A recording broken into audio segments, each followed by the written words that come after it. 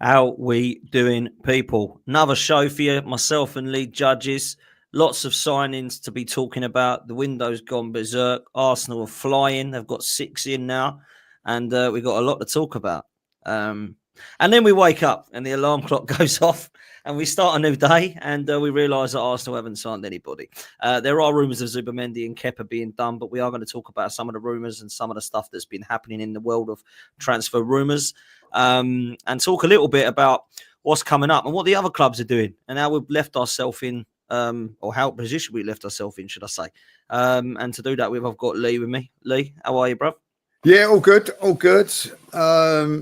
Yeah, everything good. Played a charity game yesterday, football, which was really, really good. Fantastic turnout. But what's after the game, you expect people to come up to you and go, "Oh, what's your best position on the football field?" Like, oh, you played well, or you was not very good, or whatever. There's only one thing they ask: when are we signing a striker? I even went to McDonald's afterwards, like, to get a little something to eat. Behind the counter, fella serving, like, said, "Are we going to sign a striker?" I said, "Am I going to get my Big Mac?" You know what I mean? Like, what's going on here? Like, But this is everything at the moment. That's every Arsenal fan, and I think the question is, I don't know how you feel about this, but I'm getting asked here, and I don't know why they asked me this. Should I be panicking yet, Lee? Should I be panicking yet? Like, you know what I mean, is it time to panic yet? Like, no, it's not time to panic.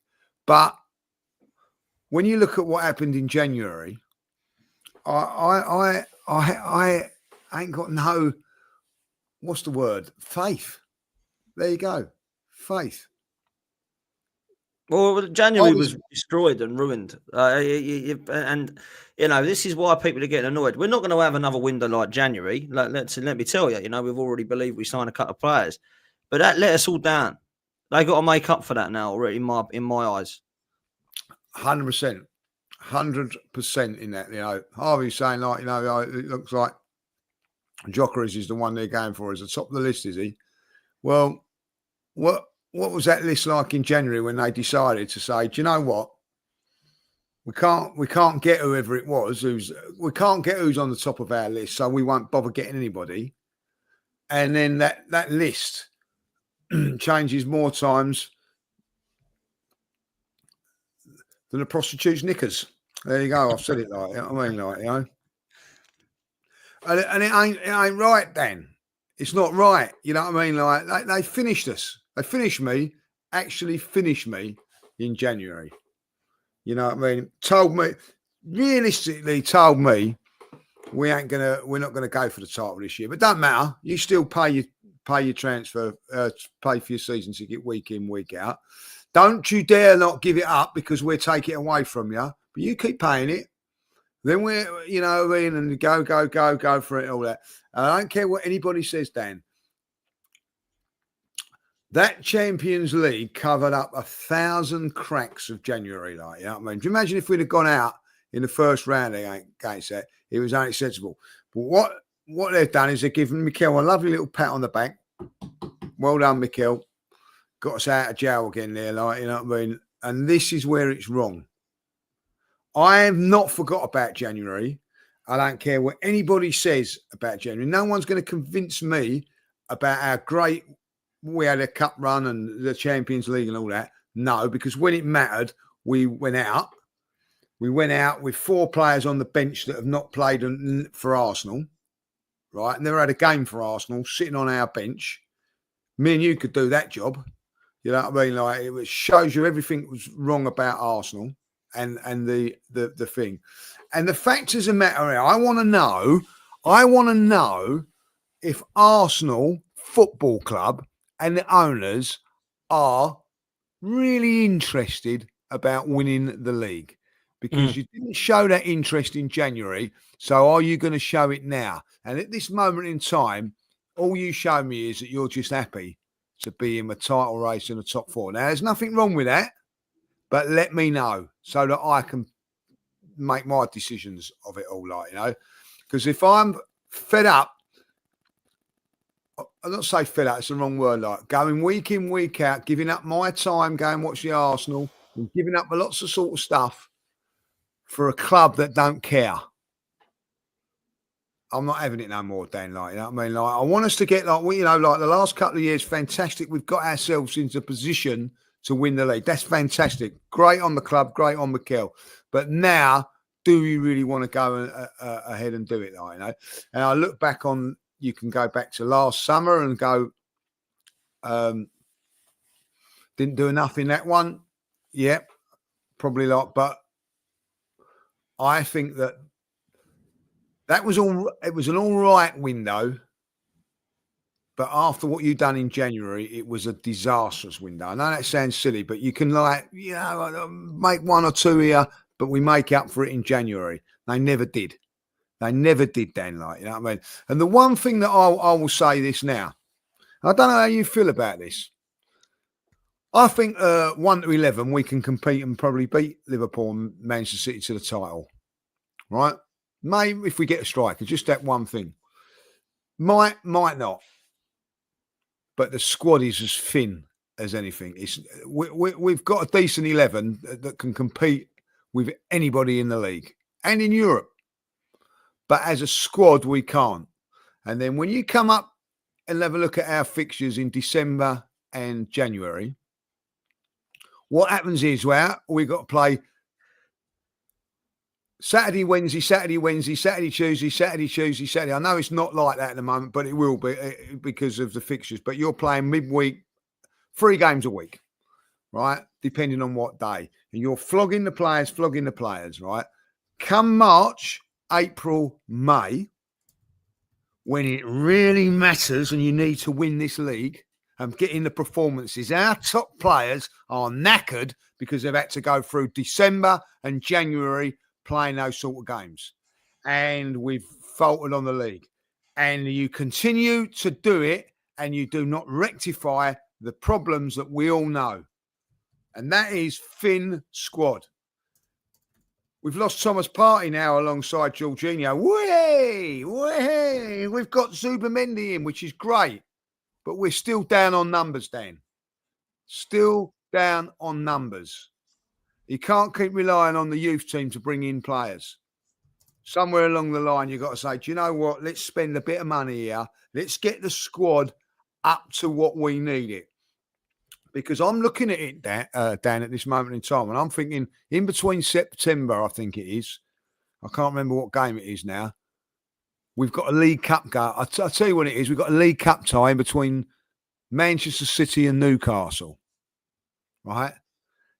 Oh, well, we'll let that one go. We'll let that cup slide. And then in January, we've got 4 or 5 games. We've got Liverpool and so. Oh, we'll let that one slide again. And we're in the same boat as we've been in for the last 3 or 4 years. Get that squad strengthened and ready to play on 4 fronts, not 2, 4, challenging all those games. And then when you're playing in those December and January games, you're saying to Declan Rice, Declan, you're having a rest for a couple of games. Do you know why? Because we want you fresh for the back end of the season. The back end of the season when it really, really matters. And this is where we've got to sort out, Dan, like, you know. I don't think we're far off from winning the league or being up there.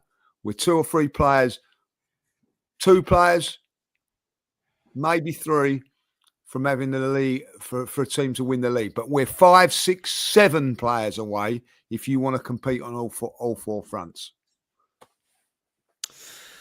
I agree with every word you've just said. And I totally understand why fans like yourself are starting to get pissed off.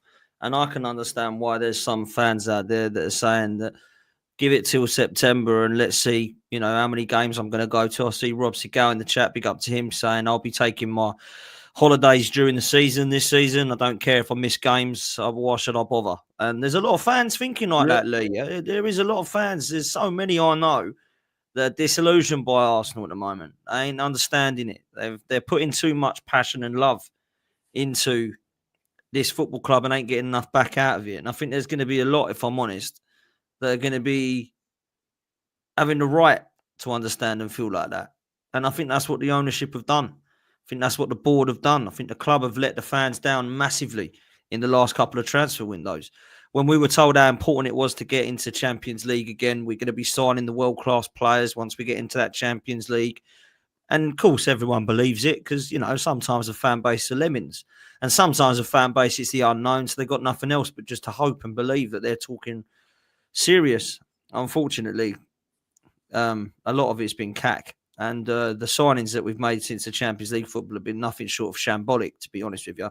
Half of them ain't here anymore, some of which are just loaned out. Some of them are going back saying good enough, or being sold saying good enough. So for me, it's poor. And, I was thinking the other day, we've actually only added Timber and Rice to the starting 11 when you think about it, haven't we? From what we had in the Europa League days. Obviously, Raya come in goal. So obviously, Ramsdale went out.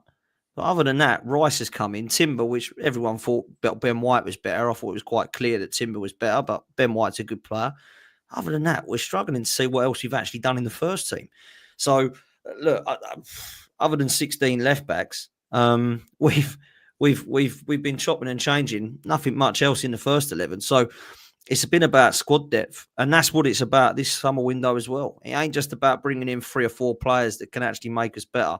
It's about giving in strength and depth for the other 3 or 4 others that we need. And people think I'm crazy, but this team needs 6, 7, 8 players. It don't need 3 or 4.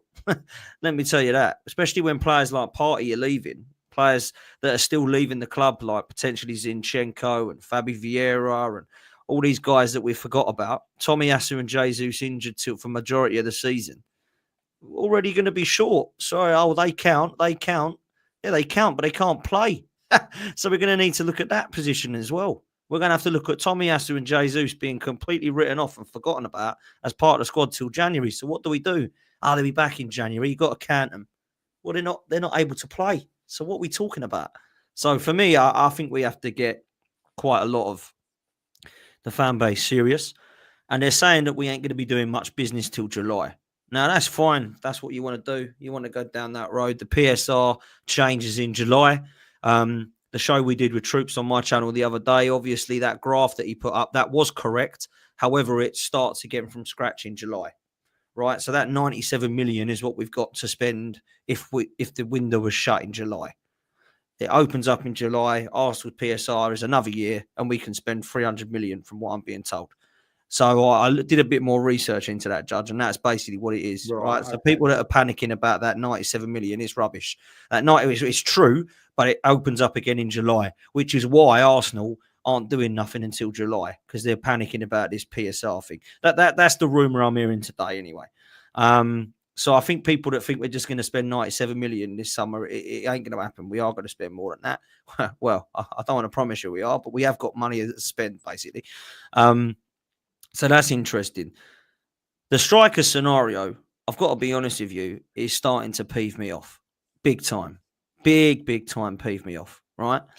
Now, I've titled this today, Sesko deal in doubt, because there are some rumours suggesting that Arsenal are no longer going in for Sesko, and there's some doubt, and it might be that it's not going to be happening now. We're pulling away from it. Now, this is only rumours, of course, but the rumours are suggesting that Arsenal are going to probably look to move away from it because the 70 million deal for Sesko and his wage demands are too high, and they don't believe that that is what they want to be going for. Now, I don't believe...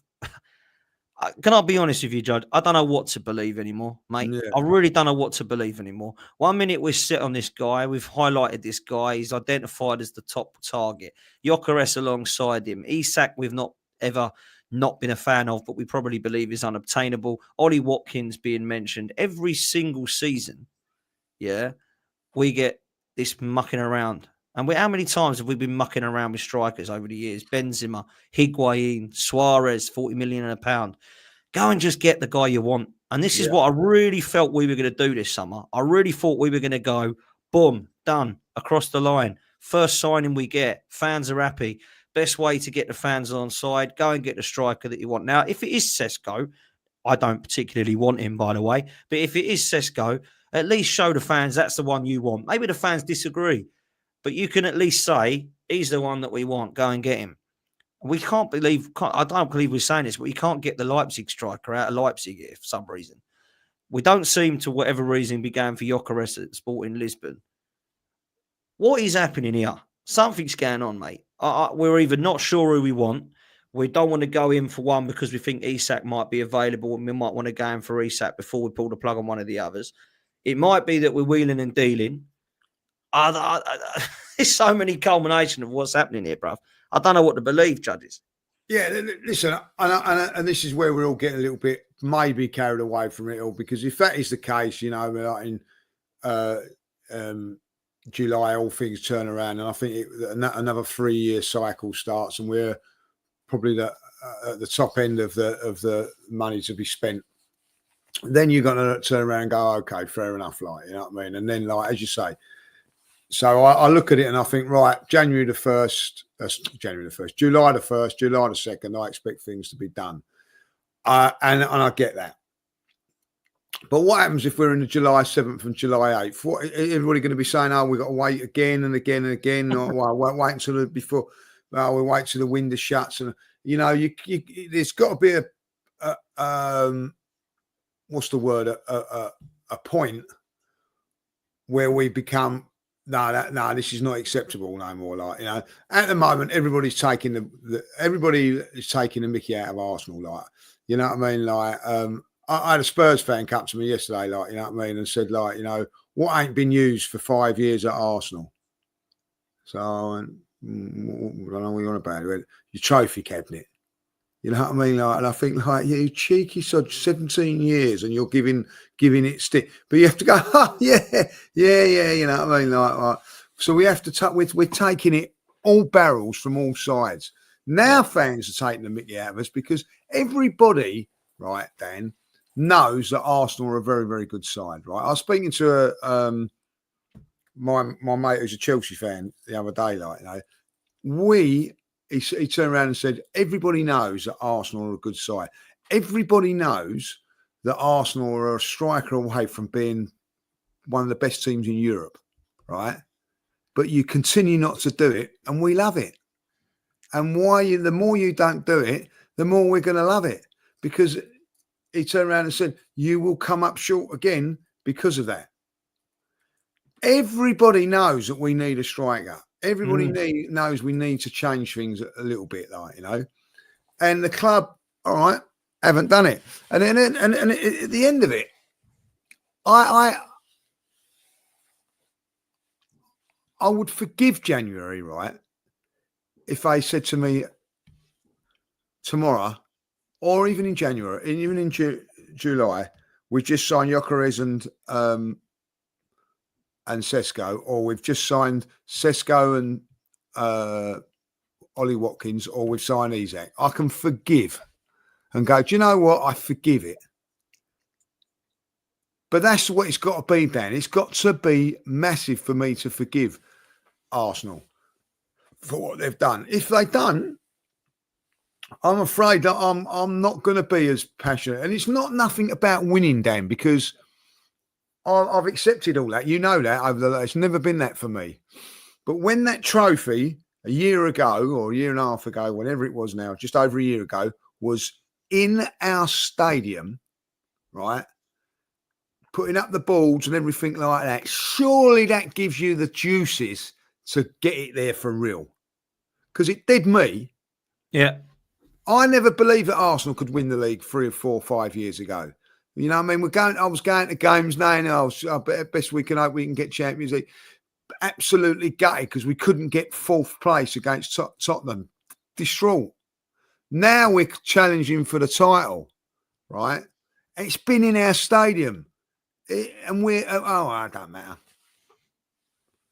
I think if at the end of the day, if Liverpool were in our position, Manchester City were in our position, Manchester United were in our position, Tottenham were in our position, Newcastle were in our position, Aston Villa were in our position, and some of them were for different reasons, had a chance of winning the title, every single one of them would have bought a striker in January.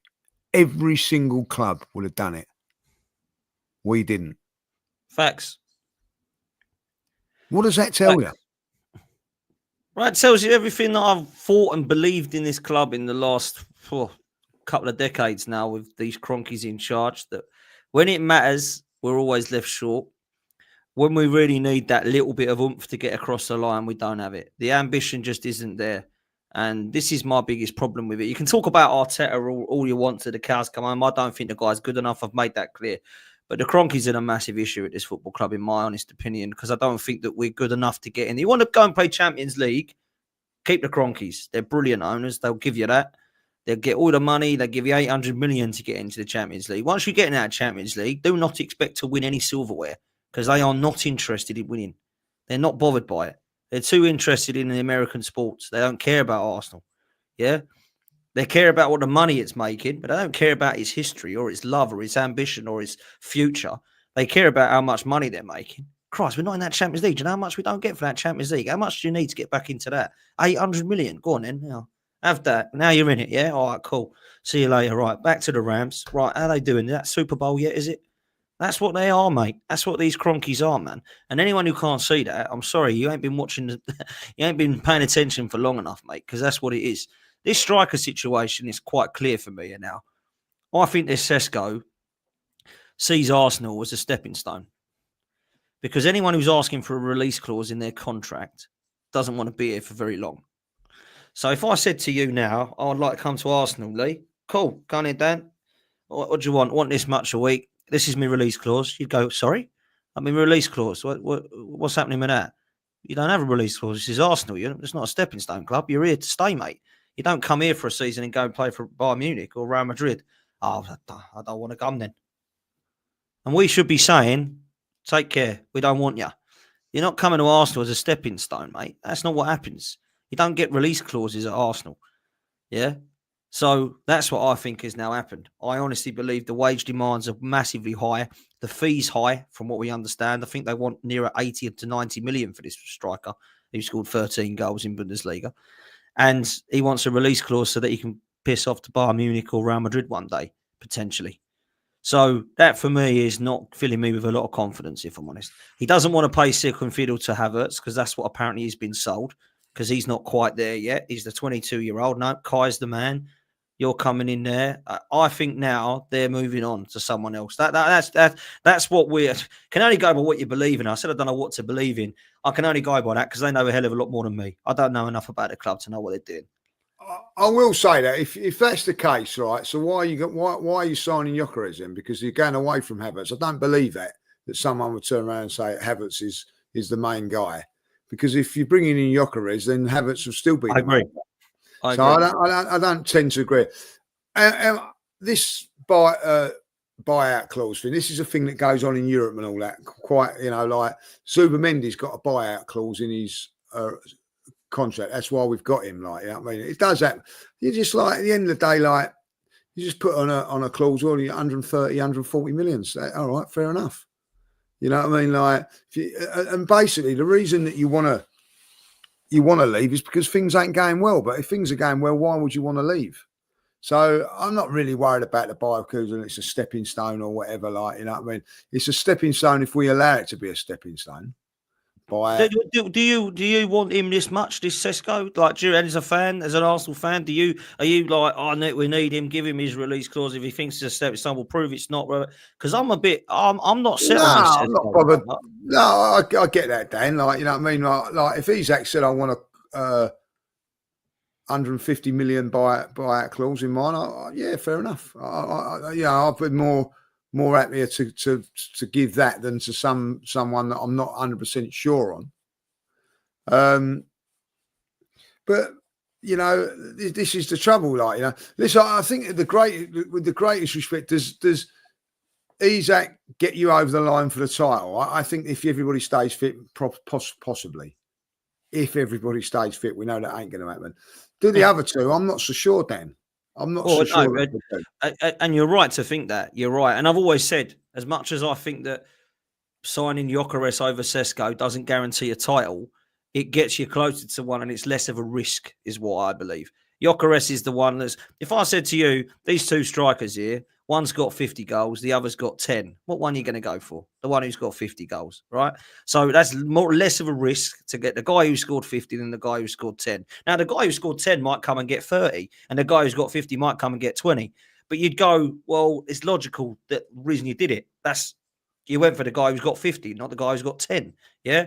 So That's the way I see it, personally. I'm not so set on this Sesko guy that if he turns around and says, I want a release clause, I want this wage demands, do you understand who I am? This is just a stepping stone for me. Goodbye. Don't want people like that.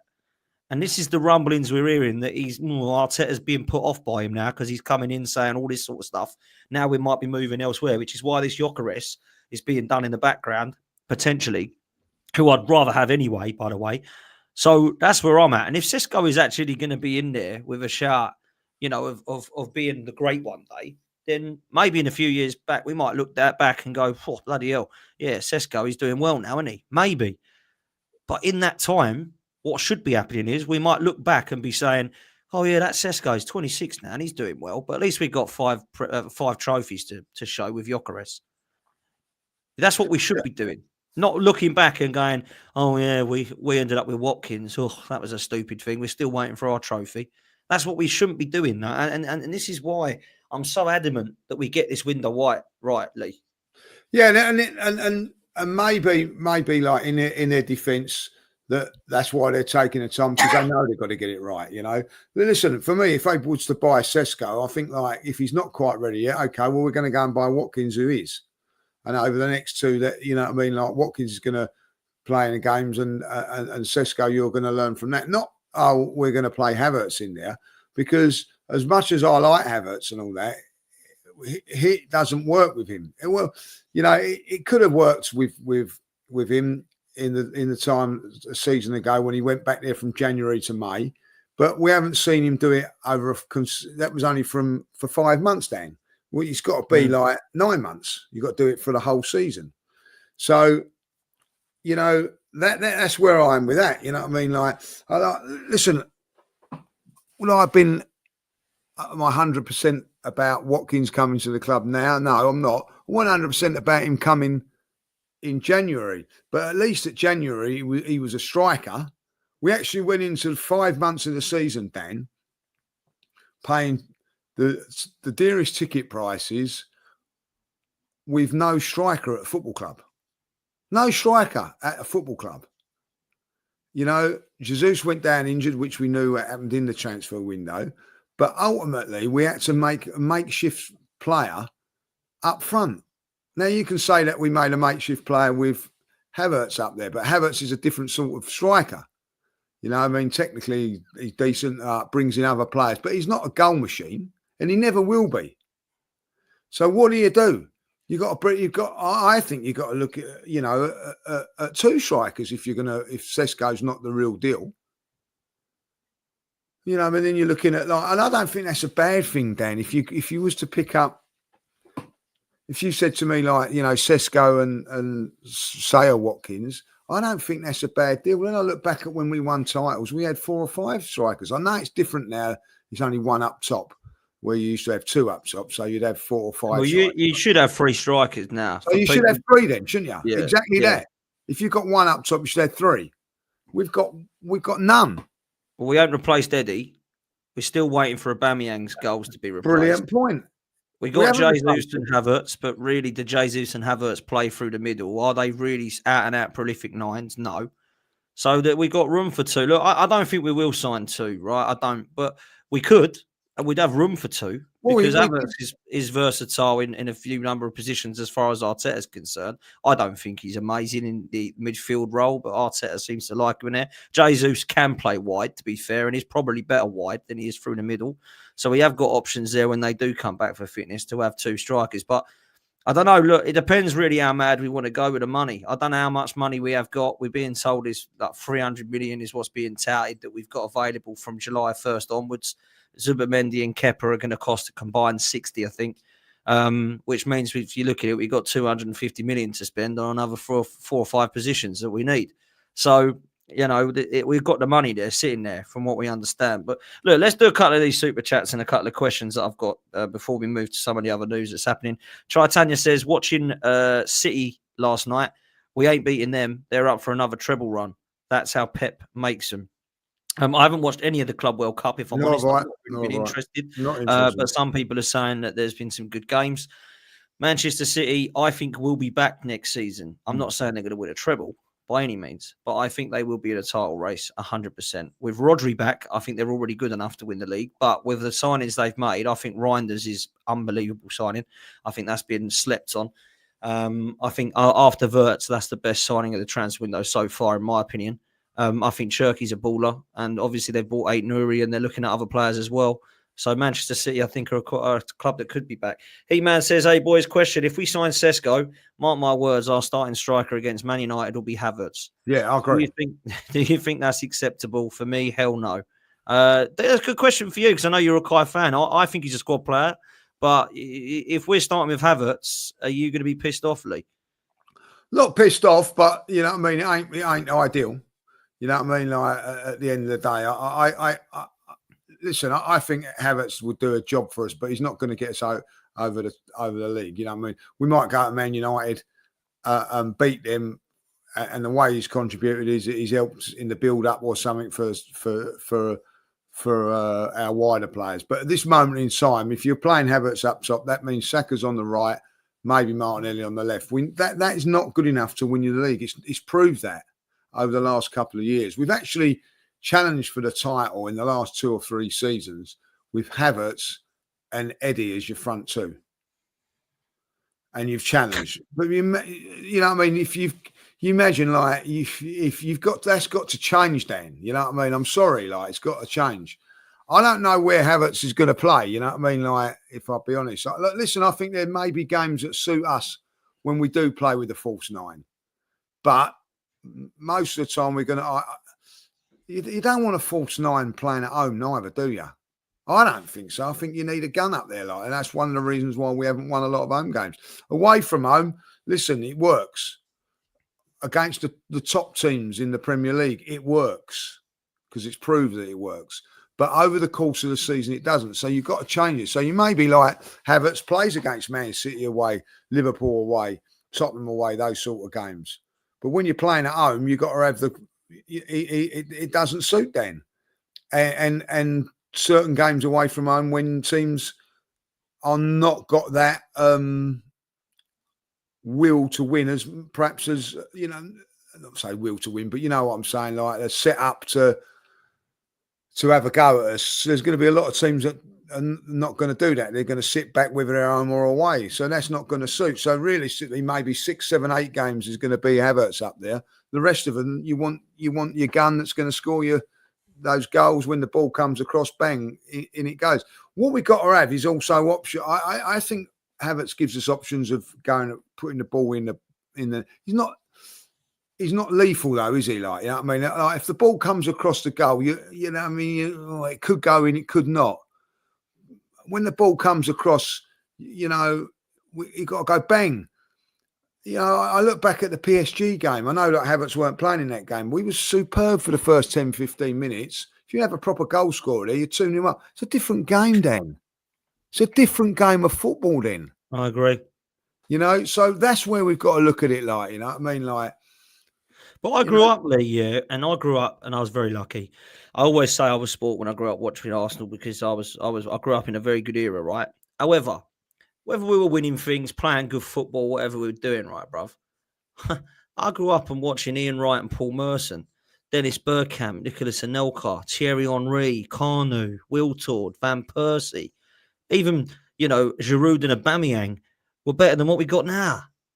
And I think, how can we be the Arsenal that everyone is saying is ready for a title, and we have nowhere near the ilk of an Olivier Giroud, let alone a Thierry Henry? That is criminal offence for that to be the case. That in 5-6 years that we've been trying to set ourselves up, the one position that we've left to the right end is the killer in the box. I said to you, build me a Premier League side. The first 2 positions that you buy are a goalkeeper and a striker, mate. Why are we leaving the goal? Why are we leaving a striker to the end? I don't get this. No, I don't necessarily agree with that. If you're building a team, you build like from the back first of all, build it up. You know what I mean? Like, because if I'll be really honest, Dan, it's the hardest position to fill. You know what I mean? Like, once you've got the midfield and the defence sorted out, the forward then becomes a little bit easier to get because you've proved that you're a winning side. You know what I mean? Like 3-4 years ago, the top strikers wouldn't be coming to Arsenal. They'd be going, oh, do you know what I mean? Look, they're a champ, you know, might get Champions League. Now all of a sudden we've built a side up that's second to get that striker. Do you know what I'm saying? Like, so I do think that we've had to build it, and what I'm meaning is, and I agree with you in terms of building a squad, but my qualm was not how you build the squad. It was name me a team. There's only 2 teams I can think of that have won Premier Leagues without a prolific number 9, and they had Firmino, Liverpool, and Jesus, City. That's it. They still scored 14 goals, whatever it was, but they weren't, wow, the 25, 30 goal streak season like Haaland and Henry's have had, right? Even Leicester with Vardy, he scored all their goals. Blackburn with Shearer, you know, you can do all of them. Man City, Aguero, Arsenal, Henry, right? There's only those 2. So he's tried to win the league with a false 9. We can see that. He did it with Jesus. We're 8 points clear. We know what happened. Following season, he thought, let's get Havertz in that role. Couldn't do it with Havertz. He's got to go and get a prolific one now. I don't want to be seeing someone coming in that's going to get us 15 goals. Because Havertz can do that. He got us 15 goals last season before. Yeah, that's a great point. It's got to be, yeah, you're right. That's a great point. Whoever comes in, whether it's Sesko, Gyokeres, whoever it is, has got to get plus 15 goals. Because you're right. Havertz done that. It weren't quite enough. So, you know, that's a great, you know, not easy to find. If you have a look at the players out there, it's not easy to find. But maybe that's why they're taking their time over it. I don't know, like, you know what I mean? But like, I think that's a. I do think that it's a little bit easier to go and get a central defender. A little bit easier to find a left winger or a left back or whatever. Like, well, we've struggled to get left backs in there, like, you know. But I do think that the striker thing is something they've got to. And this is, to me, where this is on Arteta. This is where it's on Arteta, because if you look at it, he's not really wanted the striker. You know, he had it in Aubameyang and decided that he didn't really want that. He went down another route. Now, listen, he went with Jesus, and people can go on that. He was sensational until that injury. Sensational. We were sensational. So I think if Jesus stayed fit that season, we would have probably gone on and won the league that season. We challenged. In the end, we ran out of steam. Eddie weren't quite good. We lost players, but I think that would have been an unbelievable. But the Jesus train there has left the station. It's gone. You know, you've got to look for a different part. I don't think there's that many of them out there, Dan, is there? Like, you know, now if it is Sesko, it's a massive thing on Arteta. You know, you know, he's in the last chance saloon as far as I'm concerned, Arteta, if he doesn't win nothing this season. Well, let me come in with a couple of these questions in a minute, because there's a couple that I've been asked to ask today by a few people. Liam, big up to you, bro. Coventry fan, from what I remember, so you'll know a lot about Gyokeres. Says he might get bantered for this, but Mateta he thinks would be better than Sesko. Gyokeres is a tick. Last time we spoke, Lee did say he's a Coventry fan and he thinks Gyokeres is quality. So, and he will be good. But Mateta, I've got to say, one thing I will say, Mateta is a player that would score goals for us. He's actually scored more goals in the Premier League this season just gone than Sesko scored in the Bundesliga. Yeah. Mateta. However, Sesko's obviously got more potential to how I see it than Mateta, right? But Gyokeres, for me, I think Gyokeres is an absolute bagsman. And I think he's proved that in England and in Portugal now. That's the thing. If Gyokeres had just gone to Sporting this summer and had this blind of a season, I'd be interested, but I would be thinking, it's a little bit more of a risk, really. He's done it consistently. You know, when you look at it and you think, okay, you've done it in the Championship. Let's see what you do at high level. Oh, you've done quite well there as well. Let's see what you do in the Champions League. Bloody hell, you're smashing it there. You've got a hat-trick against Man City. Right, what are you doing for your country? Wow, pretty good. Europa League goals, Champions League goals, country goals, international caps, goals for his league, blitzing records across Europe. Come on, man. He's ticked every box, this guy, Gyokeres. He has ticked every box. And the only box he hasn't ticked is the Premier League, which is a different kettle of fish, and he hasn't played in it. So, but what I would say, I don't look at the goals he's got at Benfica because, you know, I remember 2-3 years ago, you know, you was on the Nunes one, like, you know, oh, how good he was and everything like that, you know, and quite rightly so, you know what I mean? Look quality. But what I look at is what he's done internationally and what he's done in the Champions League or in Europe, Yeah. like, you know, and he's banged in goals in both. He keeps Isak out of the team in Switzerland. People go, Sweden. People go, oh, they don't do that. That Isak can play on the left, and that's what he does for them. Like, you know what I mean? If he didn't play on the left, he couldn't do that. It's a different scenario. But they can fit their strikers into accordance for that. What he's done is he's scored at the top level. And he destroyed Manchester City that day. I watched that game because he's in the right place at the right time and banging in gut. Like, and that is what we need to do. Like, you know, this is what we need to do. So for me, he's proven it. You know what I mean? Like, and you've still got to score goals in the Portuguese league. You can't just, you know what I mean? You've still got to be at it to score those sort of goals, you know, like, and I'm not in this thing. I remember a lot of people were a little bit, what's the word? A little bit snobbish about Van Dijk because he come from Celtic. Oh, it's a Scottish league, like, or Larson. Do you remember when he was banging in goals? I remember him coming to the Premier League and still banging in goals. You know, yeah, he's brilliant for Man United, wasn't he? Yeah. Viduka was another one that was banging in goals for Celtic. Oh no, he ain't going to do it in the Premier League. I think that he did. So I don't really look at it and go to myself like, oh, he's playing in Portugal. You know, Bruno Fernandes come from Portuguese league and smashed it at Manchester United, like, you know, so in that first season. So I'm not too bad. And what you know, if you score 10, 15 goals in Germany, does that make you a better player? I'm not so sure that, you know what I mean. Listen, Sesko's got a good record in the Champions League with the games that he played as well as. Let's not forget that. You know, scored in the Champions League, done bits in the Champions League, looked dangerous in the Champions League. So, you know, where they're at on it, I don't know. Like, I'm getting fed up with it, like, really, if I'll be honest. Like, make the signing and make it whoever it is. I think there's pluses for both players, minuses for others, like, you know what I mean? And look, who do you think out of the two we'll end up with, if I had to ask you now? Sesko or Gyokeres, or neither? I think we'll get Sesko. I still think Sesko. Okay. I'll go Gyokeres there. Like, you know, listen, before everybody goes mad about it and all that, if Arsenal got Isak, there's still minuses against him.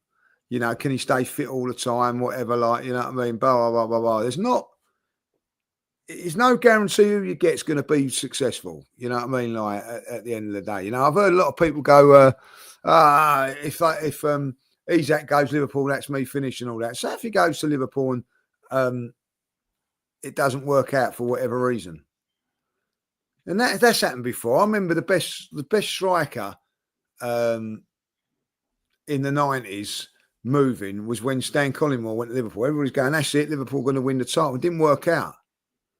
It not necessarily happens all the time. I think, you know, it makes you stronger, don't get me wrong, and more of a chance. And if Arsenal were to get that. But I think that Arsenal at this moment in time, Dan, whether you like it or whether you don't, right, we are at this level. We've got to get over the line. Now, there's two things you do, right, to get you over that line. You bring in players or you change the manager, right? We're not changing the manager. Whatever way you look at it, and people will be heading there, he is not going. So to get us over the line, you're going to have to get in personnel. And that hopefully will get us over the line, like, you know. And that is the key, like, you know what I mean? Like, who do you go and get, like, you know? Now, you know, banging in goals is like, it's not easy. It's not an easy thing to do, is it? Like, and there ain't that many out there. There ain't none in the Premier League. Who would you take? Right, let's just forget about them. Isak, forget about him, right? Forget about Gyokeres and forget about Sesko, right?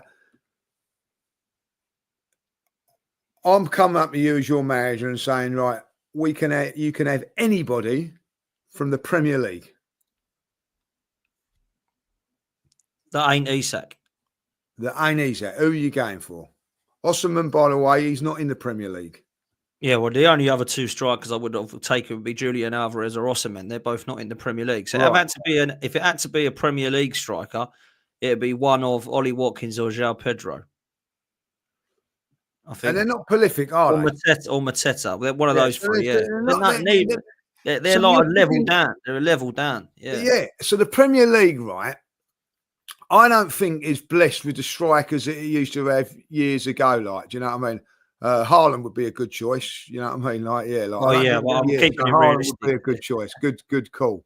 Like, you know what I mean? Like, Haaland would be a good choice. You ain't going to get him though. Like, do you know what I mean? But like, take him out of the equation as well. My point being that it's not stocked with great strikers, right? So you're at that level now with most teams not having a top striker, like, yeah. If you get that top striker, that could take you there, Dan. That's what I'm saying. Someone said, I talked to a West Ham player yesterday, like, you know what I mean, or ex-West Ham player, and he turned around at me and said, Bowen would be a good fit. Do you know what, bro? Do you know what? I'd take everything back. That's who I'd get. That's the one. That is the one. I like Jared Bowen. I think I think he is the most underrated Premier League player. I think he'd be. Look, I don't want him ahead of the others, by the way, before people start clipping me up. But I would take Bowen ahead of Watkins. I'd take Bowen ahead of João Pedro. I'd take Bowen ahead of Mateta. I think Bowen is very, very underrated and underappreciated at what he's done at West Ham. If you look at his goals, to be fair to him, very good. You know, he's had 12, and then he had an injury and he got 6 that season. Then he's had 16. This season just gone 13. He's doing just what Watkins is doing, but he ain't spoken about enough. Do you know what I mean? I think Jared Bowen would be a brilliant, and he could cover for Saka on the right as well. I think he'd be a brilliant signing. Best mates with Declan Rice. I'd take him 100%. I don't know how much he'd be, by the way. I don't know how old he is either. I think, is he 20, 27, 28? So he's not old. Getting on for that now, must he? Like, you know what I mean? So I've always liked him. I know we banter a lot of West Ham, but I think he's a very good player. And you look, I know he's had that injury I've spoken about, but he's played in the last. Here we go. Let's get his stats up, right? 1, 2, 3, 4. In the last 5 years, 38 games played, 36, 38, 34, 34. That is pretty consistent, mate, isn't it? In terms of injuries, he don't ever miss a game. Honestly, 28 now. He's 28, right? Don't miss a game. He scored in the last 4 seasons 12 goals, 16 goals, 6 goals, 16 goals, 13 goals. He has been very, very good for West Ham. Very good. I don't think this would be a bad signing. If you're looking at Premier League players only, and a strike, you know, if someone comes in alongside him, let's say we get Gyokeres or Sesko, go and get Bowen as well. That's bloody good business. Yeah, like, this is what he said. You know what I mean? He said like he works for West Ham. Like, you know what I mean? He says he's a very, very, very good player, and he's exactly what you said. Underrated. Never spoken about by anybody. Never spoken about. I don't think he wants to leave West Ham. I think he really loves West Ham, and he's captain and all that. But he's been brilliant for them, I think. Yeah. The other thing is, a lot of people will turn around and say, "Oh, Kudus, wouldn't they? Kudus." Yeah. More so than Bowen, but like, you know, it'd be interesting. It'd be an interesting. I'd take Bowen over Kudus because he can play through the middle or on the right. Kudus, he can play number 10 and wide, but he's had a very bad season for West Ham. He's had glimpses in a West Ham shirt, in my opinion. I don't think Bowen's been consistently good, you know. But look, some people just hit it at clubs, you know, and he's certainly one that has, in my opinion. But look, I wanted to put these questions up because there's a couple of people that had asked some questions to me for the show. There's 2 in 1 here, which is there a chance that Arsenal don't buy a striker this summer? And this one, that if we don't buy a striker this summer, who do you think is to blame?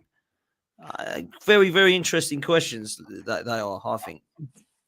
Listen, I wouldn't surprise me if they didn't buy a striker. I wouldn't be surprised. I think it's highly unlikely. I think it's more likely that we will.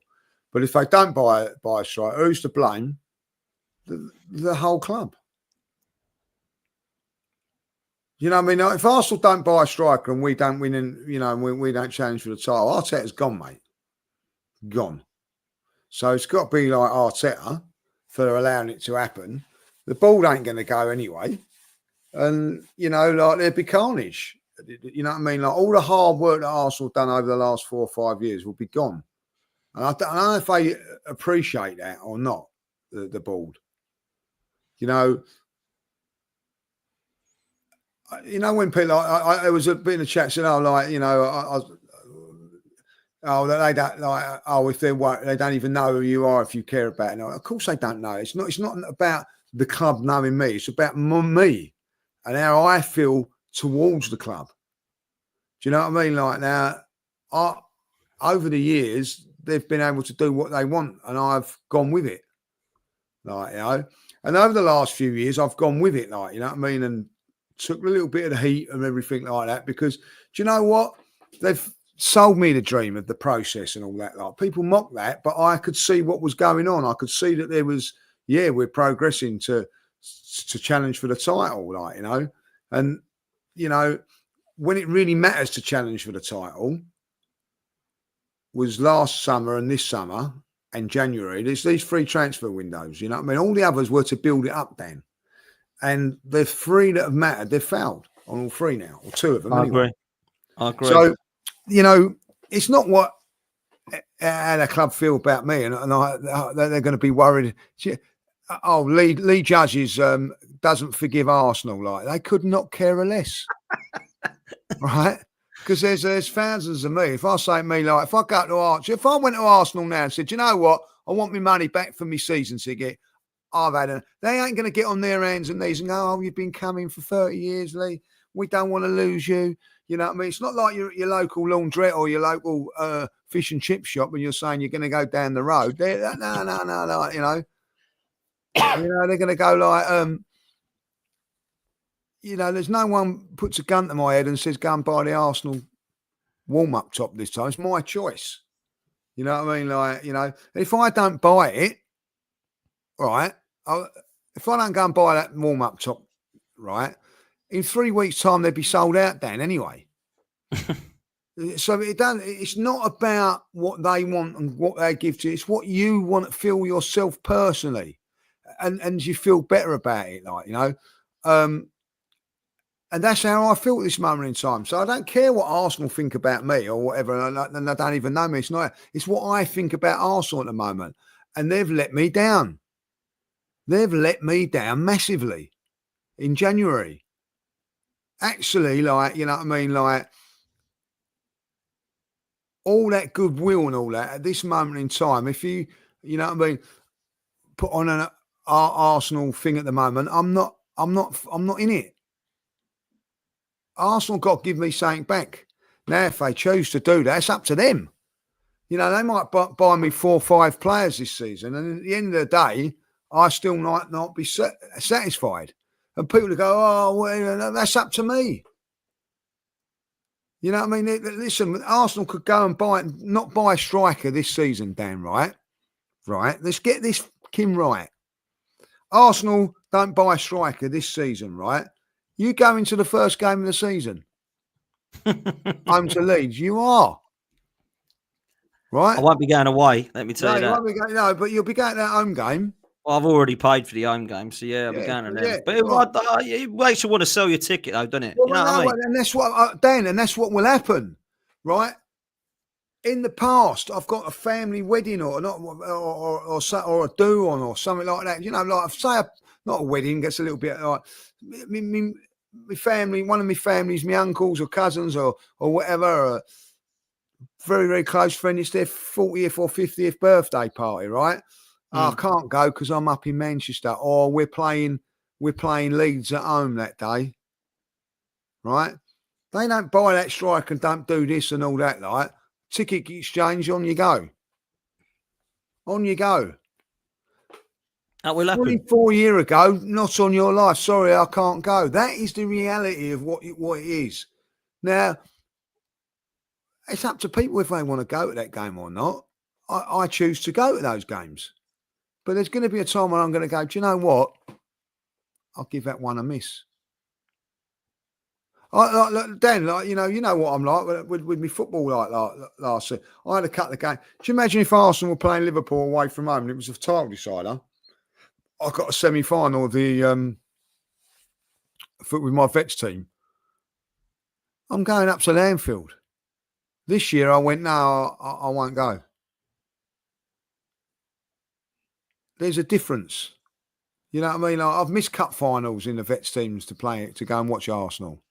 I won't at this moment in time. But I'll tell you that now, if they go and buy 4, 5, 6 players in the next season, and you know what I mean, and I'm not saying that they buy those 5 or 6 players and halfway through the season it's not quite working. I ain't one that turn around and go, oh, that's it, I ain't going to go no more. You know what I mean? No, you tried your best. I'll support it. I'm going to support it and try to get you over the line from my point of view. But that ain't going to happen, I know. But if they try it, I'm always a believer. If the club try, I'll back it. In January, they did not try to win the league then. And so how can you back something like that?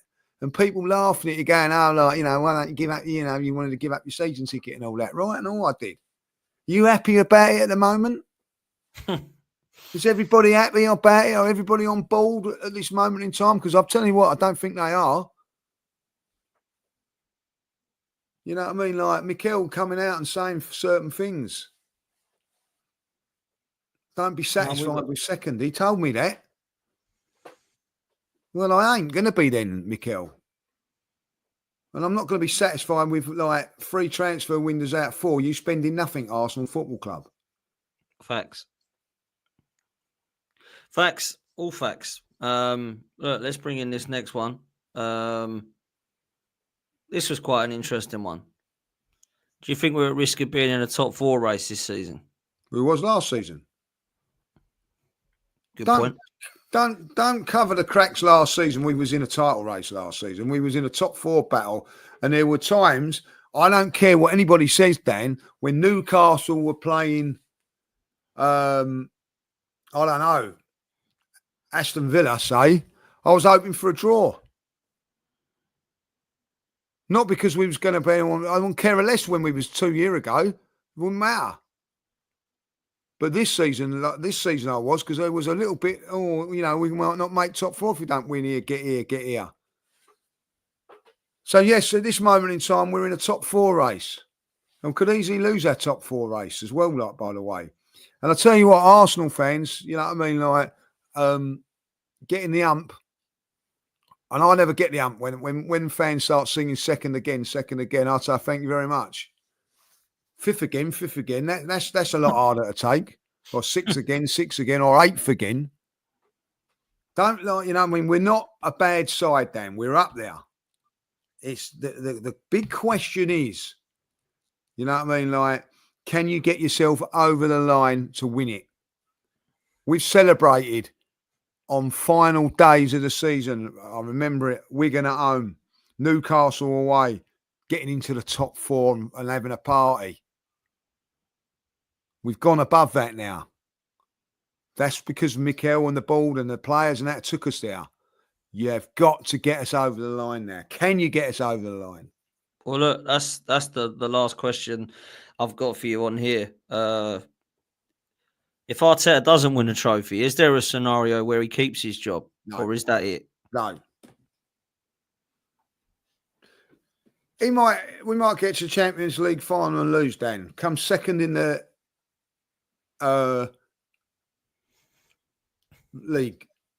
Semi-finals of the FA Cup. Runners up in the League Cup. Are you going to be happy with that? No, he's got to go. Because he can't get us across the line. No, exactly that. It's fine coming second and all this, but you know, if let's say that scenario happens that you've just said, right?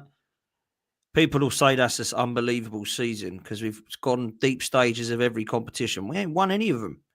You will not remember that was the season where Arsenal come into the final with everything but couldn't win any of them. It will just be remembered as Arsenal won, nothing, move on. If he doesn't win something, and I'm talking any domestic cup or any form of major, he has got to go. It is quite simple. There is no more excuses. There is no more he hasn't had this yet, or he hasn't had that yet, or he ain't been backed yet, or he hasn't had time with his players yet. There is nobody in that squad other than Saliba, Saka, and Martinelli that aren't been bought by him. And there is nobody, and I mean nobody, that hasn't been in this squad that's been kept by him. No more. There's no more Emery players. There's no more Wenger players. They are all his players. Unless you don't class Saka and Saliba as Arteta players, because he's kept them both. They want to sign contracts, from what we understand. So he's now their players that he's been kept. Martinelli, likewise. I know he wasn't signed by them, but you know. No, but they've signed other contracts on there. I'm with you on that. Like, I know what you're saying, but they're Arteta's people, because otherwise he's had a choice. So either let him go or let him go, and he's done that. Like, you know, listen. Someone just says, Jimmy just said in the chat there, like, you know, we had a lot of injuries last season, suspensions, like, you know. We also went in 5 months without a centre forward and still got second. So Mikel's doing something right, Dan. You know what I mean? Like, because if you take away not have a centre forward, like, I've played in teams when I've had great centre forwards playing for our level and not so great centre forwards playing at our level, right? And I know which one I would like to play in, like, you know what I mean? Like, I've played in vets games this season when we've had our forwards not playing and we've drawn 0-0. When they're playing, we're winning 4 or 5-0, right? So for him to get us to where we have without a centre forward, I hold my hands up to you. I hold my hands up to you. But at the end of the day, that do it now. All of those sort of scenarios of last season, so do that with a centre forward now and win something. This team has been too good not to win something. Now, I don't know. We come 5th this season and win the FA Cup and League Cup. You taking that? I'm not sure that's good enough. I've said that I will take a trophy and a title race at the bare minimum. That's not a title race, is it? Like 5th in the league. Oh, did you say 5th? Sorry, I didn't hear that. I thought you said we'd won a trophy and come runners up. No, we won the FA Cup and the League Cup. And we've come 5th in the league. If we've not in the title race, he's got to go. I truly believe you've got to have both. Otherwise, you can turn it into Ten Hag. You've got, we've won it. Brilliant day, mate. Where did we come in the league? Oh, 5th behind Newcastle, Villa, Chelsea, all these. What? No. Goodbye. That ain't good enough. Like, a lot of people think I'm negative. I'm negative. Oh, he just wants the manager gone. I'm telling him, win me a Carabao Cup and come second, and I'll keep you. That's not negative, in my opinion. But I'm toxic and want him out and don't believe in him and all this. Just win me a bloody trophy. Some people have said that ain't enough. He can't win a Carabao Cup after 6 years and get second again. He's got to go. Fine. If that's what you want, support your club how you want to. Some people are saying that ain't enough. He's got to win a Premier League or a Champions League or goodbye. He can win a cup double. Goodbye. Turkish said to me the other day, he wins a cup double and that's it. Goodbye. Cheers for the 2 trophies. Off you go. We'll go and get a winner and who can win us the majors now. Like, honestly, I'm toxic and I want this fraud out now. Fair play to you, mate. There's quite a lot of you that do. There's a lot of people that have had enough. There's a lot of people that have enough, Lee. There's a lot of people that are saying, I don't care what he wins. I want him gone. I've seen enough. It ain't good enough for long term. There's some people that are saying, nah, he's going to get right one day. And there's some people that are saying, prove it to me. That's what I'm at. Prove it to me then. Listen, I'll tell you a scenario that could, and this will happen, right? This will happen. If Arsenal win the league next season, right? Yeah. And the following season, they're 3rd or 4th. There will still be people saying, "Then right, he's got to go." That's part of the living society, right? Because there's been expression. Yeah, he's got to dominate, isn't he? We've got to be winning. Ain't win the league and then we're done. Yeah, 100%. We've got to dominate. If he wins the league, he's got to go and win it again, or the Champions League, he's got to go on and on and on. That's what, because when you have people telling you like 2-3 years ago, it's progression. That's why you've got to keep him, and like having meltdowns because you're saying things like blah blah blah blah. So if he wins it, he's got to do it again and do it again. That is part of the job. That's part of the nature, part of everything. Right? I get that. He has got to win. I think he's got to win the league next season. And that's not easy. Or the Champions League. The Champions League. Well, we're One of those two. Yeah, It's got to be one of those two. If Some you're people are gonna, saying. you know, I mean, that's I would take a trophy, but if you said to me what would be a brilliant season for Arteta, it would be winning a Premier League or a Champions League. That would be a brilliant season. A good season is he brings home a trophy, and that's a good season for me. There's the difference. Yeah, we've got to be in a title race. That's like an absolute given. That if we're not in a title race, he's got to go for me, unless he wins a Champions League. That's the only thing that can save him. Yeah. Because even say we come fourth and won the Champions League, that could save him, right? But if he doesn't win anything, yeah, he has to go. No matter where we come, 1 point off City or Liverpool, or 10 points off City or Liverpool, he has got to go because he has dumped us out of every competition yet again, 6 years running. That is not acceptable at Arsenal Football Club. It might be acceptable at West Ham. It might be acceptable at Everton. It is not acceptable here. I'm sorry. I'll do a little bit of trivia with you because I've just checked it myself, right? In the whole of English football, League 2, League 1, Championship and Premier League, where is Mikel Arteta on the list of longest serving managers? In the whole of the 100 odd, how many managers there are? 100 managers, I think. 92, there you go. So it'll be 92 managers. Where is he on the list? Well, he's second in the Premier League. Okay. Right. I don't imagine that there's that many go beyond 2 years in the Championship. If you're lucky to get 2 years in the Championship, so I think he's longer than any manager in the Championship. There may be one or two in League One, or he's either second, third, or fourth. Okay. So in the chat, have a go at this as well, and I'll tell you where you are. Right.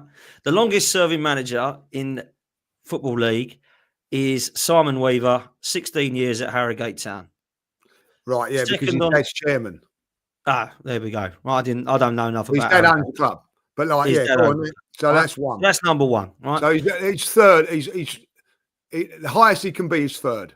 Right. Pep Guardiola is second, 8 years, nearly 9 years at Manchester City. Third is Mikel Arteta. Yeah, 5 years, 183 days. Right, then it goes Nigel Clough, and it goes down to 4 years, 3 years, etc. I'm not going to go do the whole list, right? But Mikel Arteta is third. So when people say it's got to take time, you got to give him time, give him process, he's the third longest serving manager in the whole of English football. How have we not given him time, judges? No. He's had time. He's had more than enough. There's been, and I'm sorry, there's been more than enough patience from Arsenal fans. You know what I mean? Like, I'm still patient. I'm not saying that he's sack him at this moment in time. I'm not at that thing, but I'm saying he deserves a chance for one more year. But listen, if he doesn't bring in the players in by the time that we go on that Singapore thing, I could be changing my mind. I'm very, very close to being the old flip flop. I am. Like, I'll get my old flip flops out. Like, you know what I mean? I'm telling you, if he does not have all of those players on board by the time they go on Singapore, they fly out on the 19th of July, right? I could be well and truly done with him, mate, because I look at it and go, he's not got the power to push the board. I don't know. No, listen, I'm with you. Look, the last thing I wanted to say before we close, because we have run over, but I wanted to just quickly bring this up because there has been some suggestions today, some loose rumours talking about Martinelli. Bayern Munich apparently want him. They're discussing the possibility of signing him. Now, I know that they've lost Leroy Sané, obviously Kingsley Coman. They have got Elise. They're looking at a left winger. They were looking at Nico Williams. It looks like he is now going to Barcelona. Are you worried about this one, Lee? Do you think this one's got any legs? Obviously, we're being linked with Rodrigo, which very interestingly last night was left out of the Real Madrid squad, just left on the bench, basically, didn't get any minutes. And even Mbappe and Vinny Jr., they've obviously Mbappe's out at the moment. He still didn't play. So very interesting. They brought on Arda Güler, who played very well, and they obviously brought on Brahim Diaz as well ahead of him. Anything about Rodrigo in, Martinelli out that makes you think could be true? I'm going to say this now. If they let Martinelli go, I'll rather see. I'll be very, very. Arteta better know what he's doing, because I'd rather have Martinelli stay, because I still think potentially Martinelli is a very, very good player, and I feel that he's being held back by Arteta's tactics and everything like that. Yeah, I agree. I think under a more manager that's more worried about winning games of football than not losing them, I think Martinelli would be outstanding. So I would be more than annoyed about that. I look at Arteta very much for not progressing Martinelli, because, and I'm not having a go at Mikel when he does that, because Martinelli plays a very, very unselfish game for the team. So it takes a lot of his individuality out of his game to help the team when other players don't have that. I think it would be scandalous if he goes, and it better not happen.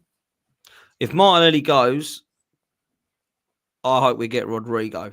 Otherwise, I ain't happy, mate. Let me tell you that now. Because if we're getting rid of Martinelli and we're bringing in somebody like Semenyo, the Bournemouth lad or something like that, I'm going to be fuming, because he ain't no bit. It's what I'm saying is, if Martinelli goes, the bloke who's coming in better be better than him. That's all I'm saying. Yeah, Martinelli for me would be cover. He would be the cover player. He still get a lot of games, Martinelli. You know what I mean? Yeah. We need to have top quality in wide areas, because they're not going to be able to play week in, week out. So if you're playing Rodrigo one week, your next game you're playing Martinelli, not a lot changes, Dan. That's what we got. We've got to get it in our heads now, you know what I mean? We need to have a proper squad depth. Martinelli, maybe Havertz, Trossard are all squad players, but that plays against Wolves and wins against Wolves at home. And if it don't, it should be on the manager, not those players. We've got to have a squad now going into this season, you know what I mean? For instance, we play league. I don't know. I'm just picking a game we got Real Madrid on the Tuesday. On the Saturday, you're playing Wanyeri, Havertz, Martinelli as your front three. All your front three are rested for the game against Real Madrid. Yeah. But that's what we used to do years ago. We can't do it. We haven't been able to against Real Madrid in this game and PSG. Oh, it was a disaster on the bench. There's Ethan. That was it. We played Wolves at home, first game of the season, yeah? After England had just played in the Euros against Spain, right? Yeah. Wolves at home. 3 weeks earlier, we played a Euro final. And Declan Rice and Saka played that game. Yeah. Writing on the wall that day, because they weren't rested enough for that game. But we could not afford to not. And to be honest, if we hadn't played Saka that day, we wouldn't have won. We couldn't afford to leave them out. That has got to change. When I don't see Saka and I don't see Rice on the team sheet, I don't have a panic attack. That is the standard we've got to get in this squad. And we had that years ago. People won't know that weren't about, obviously. I'm not saying that I'm an old granddad, but at the same time, some people don't remember the Invincibles because they weren't born or they were too young. But we used to have Ray Parler. We used to have Edu. We used to have Carnu. We used to have Will Tord. We had Reyes. We had Fabregas and Van Persie coming through as two youngsters. These were all of our squad players, by the way. Yeah. These were the players we had. Every single one of them used to come in. We went to Old Trafford in 2002, and I remember thinking, oh, my God, we don't have Bergkamp and Henry. I remember in 2004, there were times Invincible where Henry weren't there. Or Vieira weren't there. I think there was one time where we had Gilberto and Edu together. And I was thinking, oh, my God, there's no Vieira. It didn't matter because we had Edu.